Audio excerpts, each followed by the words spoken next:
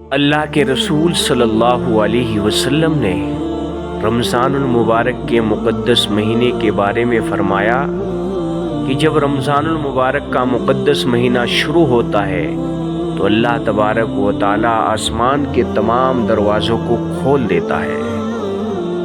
اور جہنم کے دروازوں کو بند کر دیا جاتا ہے، اور اللہ تبارک و تعالی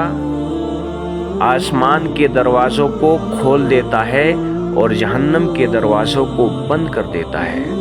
اور شیاطین کو قید کر دیا جاتا ہے، اور رات کے وقت اللہ کی رحمت برستی ہے اور فرشتے اعلان کرتے ہیں کہ اے گناہ گارو، اے سیاہ کارو، اے بیمارو، آؤ، اللہ تبارک و تعالیٰ کی رحمت اعلان کر رہی ہے۔ اللہ تبارک و تعالیٰ کی کریمی اور رحیمی شان جوش میں ہے، جو چاہو اللہ سے مانگ لو، اللہ دینے کے لیے تیار ہے۔ اللہ تبارک و تعالیٰ نے آفر دے رکھا ہے، اس نے اعلان کر رکھا ہے